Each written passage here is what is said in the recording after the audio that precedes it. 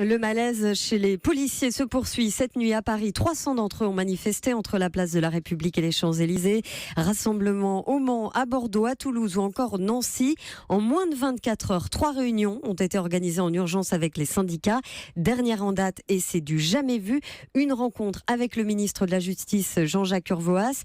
La justice qui cristallise tout leur mécontentement. Et hier soir, Chloé Triomphe, ils ont décidé de tout déballer.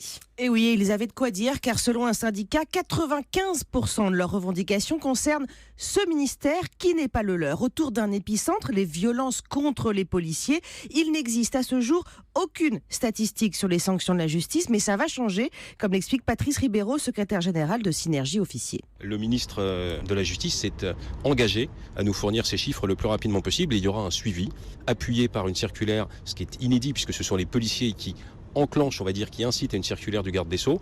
Tout cela fait que nous espérons que les choses avanceront, mais encore une fois, on est bien conscient que certains magistrats sont encore dans l'angélisme et la culture de l'excuse. Alors cette circulaire, elle doit inciter les magistrats à la sévérité. Ce sera la deuxième de Jean-Jacques Urvoas, mais selon le numéro 2 du syndicat Alliance, Frédéric Lagache, eh bien ça ne suffira pas.